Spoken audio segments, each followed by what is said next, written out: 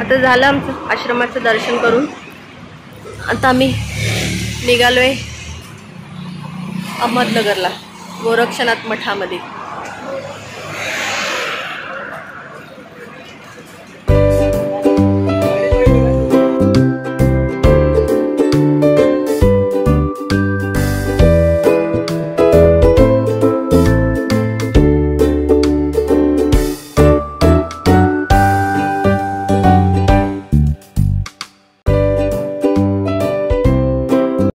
नमस्कार मंडळी, मी छाया वागचौरे डिस्टन्स ट्रॅव्हलरमधून तुमचं स्वागत करते. तुम्ही माझ्या मागच्या व्हिडिओमध्ये पाहिलंच असेल, आम्ही 2-3 दिवसासाठी गावाला आलेलो. तर आता आम्ही संगमनेरवरून म्हणजे आमच्या गावावरून अहमदनगरला चाललो आहे. तर नगरला जायच्या अगोदर आम्ही आता वाटेत गोरक्षनाथ मठ बघायला जाणार आहे, म्हणजे गोरक्षनाथ मंदिर बघायला. 23 किलोमीटरच आहे इथून, जवळ आहे मग. आता आपल्या सरळच जायचं आहे. आता 7.5 किलोमीटर सरळ जायचं. तेच विचारलं तुम्ही शनी शिंगणापूर रोड. हा इथे तो आपला कुठला तांबोडी फाटा ना, कुठला तरी तांबोरी का ते बांबोरी का तांबोरी का वांबोरी वांबोरी वांबोरी वांबोरीला साईड होती आमची. Wambori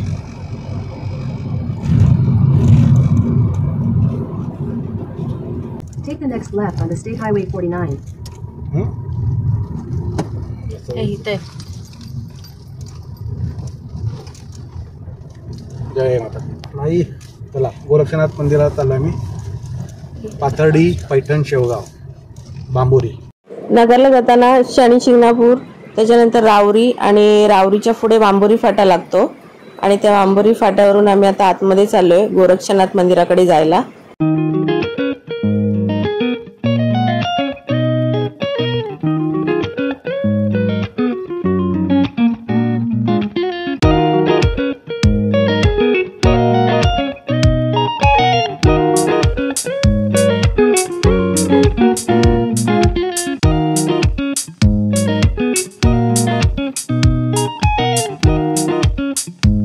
Take the next right onto Gorakshnath Road. Okay, thank you.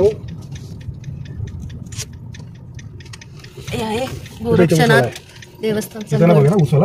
हा, येताना पिऊ ना. गोरक्षनाथ गड 5.5 किलोमीटर. मांजर Sumba. Continue on Gorakshnath Road for 5 kilometers. 5 kilometre 10 मिनिटात पोहोचणार बाळू. अजून एक डोंगर आहे 5 किलोमीटर. आता आम्ही गोरक्षनाथ गडाकडे जो जाणारा घाट आहे त्या घाटाला लागलेलो आहे. आता इथून 5 किलोमीटरवर गोरक्षनाथ गड आहे आणि हा पूर्ण घाट मंदिरापर्यंत आहे. आणि या घाटामध्ये खूप सारे वळणे आहेत, जे ज्याला आपण हेअरपिन बँड म्हणतो तशी वळणे आहेत इथे. आता आम्ही मंदिराच्या पायथ्याशी पोचलो आहे. ही मंदिराची एंट्री आहे आणि इथे पण खाली पार्किंग आहे आणि वरती पण आहे पार्किंगला थोडीशी जागा, पण जी प्रॉपर पार्किंग आहे ही खाली आहे इथे. आणि खाली इथे गौशाला पण आहे, तुम्ही बघू शकता. आपण बाहेर सगळ्या गायी आहेत. इथे गौशालामध्ये जाऊन आपण गायींना चारासुद्धा देऊ शकतो. मंदिराचा जो मेन दरवाजा आहे तो ह्या पायऱ्यांवरून जातो आणि आम्ही आता डायरेक्ट वरती चाललो आहे मंदिराच्या मागच्या दरवाजाला. आणि तिथे पुढे थोडीशी पार्किंगला जागा आहे, तिथेच आम्ही आता गाडी लावणार आहे. आज आम्ही मधल्याच वाराला आणि लवकर आलेलो आहे 5 वाजता, त्यामुळे आज पार्किंगला भरपूर जागा आहे. आम्ही आता इथे गाडी पार्किंगला लावली आणि आता आम्ही मंदिराच्या मागच्या दरवाजाने आतमध्ये चाललो आहे. हा आहे गोरक्षनाथ मंदिर किंवा गोरक्षनाथ मठ पण आपण बोलू शकतो. हे जे गोरक्षनाथ मंदिर आहे हे मांजरसुंबा या ठिकाणी गर्भगिरी डोंगर आहेत आणि त्या डोंगरामध्ये एक गोरक्षनाथ गड आहे आणि त्याच गडावर हा गोरक्षनाथ मठ किंवा गोरक्षनाथ मंदिर आहे. याच गोरक्षनाथ गडाला सोन्याचा डोंगर असं पण म्हणतात. आम्ही आता सर्वप्रथम मंदिरात जाऊन दर्शन करून घेतो. हा आहे मंदिराचा पूर्ण दगडाने बांधलेला मेन दरवाजा.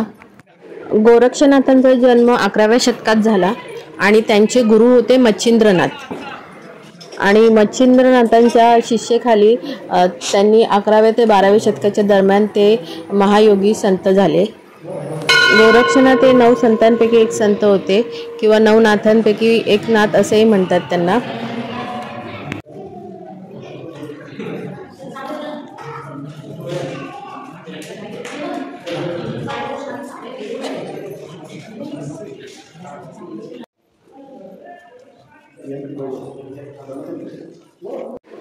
गोरक्षनाथ हे आजन्म ब्रह्मचारी होते आणि त्यामुळे या मंदिराच्या गाभाऱ्यामध्ये स्त्रियांना प्रवेश बंद आहे.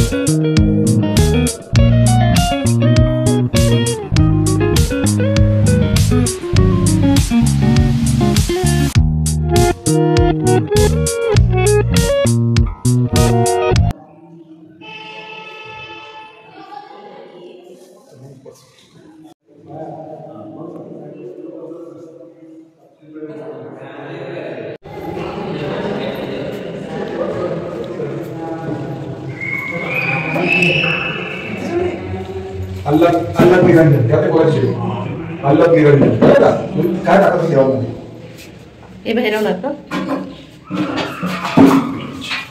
अल्लग निरंजन बोलतो. हे मंदिराच्या आतमध्ये छोटंसं भैरवनाथांचं मंदिर आहे.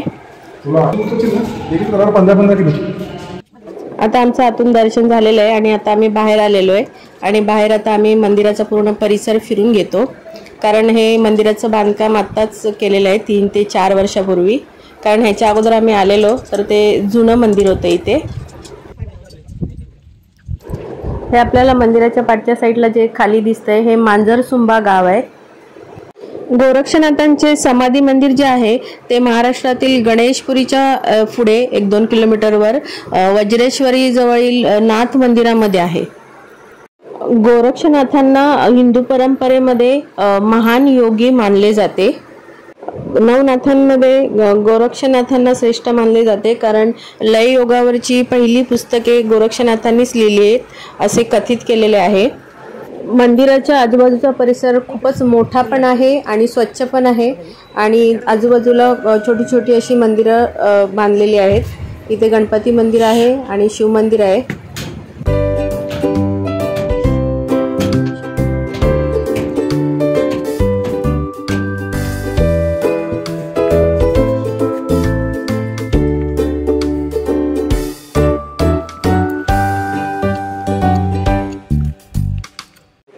आणि इथे या समोरच्या पाटीवर या गोरक्षनाथ मंदिराचे पौराणिक आणि ऐतिहासिक महत्त्व काय आहे हे पूर्ण इथे दिलेलं आहे. हा मंदिराचा मागचा परिसर आहे आणि इकडे अजून बांधकाम चालू आहे, थोडी कामं चालू आहेत. या मंदिराला चारी बाजूनी छान अशी दगडाची तटबंदी केलेली आहे आणि झाडं सुद्धा लावलेली आहेत मोठी मोठी.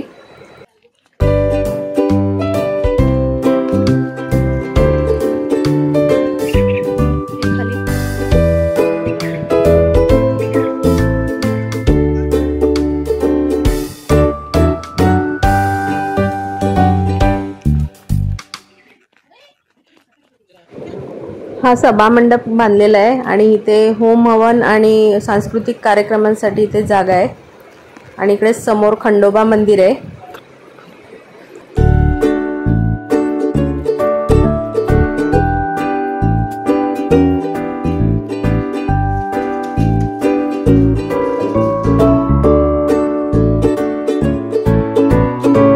इथे कसं जायचं? बसायचंय का फक्त? हे आतमध्ये ध्यान मंदिर आहे.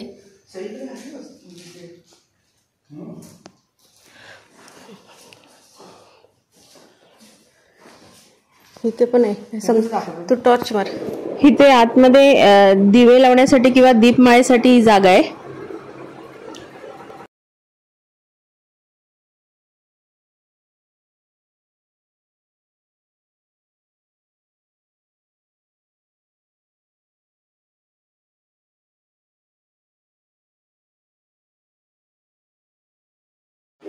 मंदिराचं छान असं दर्शन झाल्यावर मंदिराच्या जो आजूबाजूचा परिसर होता तो पण आम्ही फिरून घेतला आणि आजूबाजूला जे छोटे छोटे मंदिर होते त्यांचे पण दर्शन घेतले आणि खरंच या मंदिरातलं जे वातावरण आहे ते खूप प्रसन्न आहे। तर तुम्ही हा व्हिडिओ पाहून नक्की या मंदिराला व्हिजिट करा, तुम्हाला खूप आवडेल। आम्हाला ह्या मंदिरामध्ये अजून वेळ घालवायचा होता, पण आम्हाला इथून पुढे आता नगरला जायचं आहे, त्यामुळे आता आम्ही इथून निघालेलो आहे आणि आता आम्ही चाललोय नगरला। तर तुम्हाला माझा हा व्हिडिओ कसा वाटला हे मला कमेंट करून सांगा आणि असेच माझे नवीन नवीन व्हिडिओ पाहण्यासाठी माझ्या चॅनलला सबस्क्राईब करा आणि माझा पुढचा व्हिडिओ पाहायला विसरू नका। धन्यवाद मंडळी।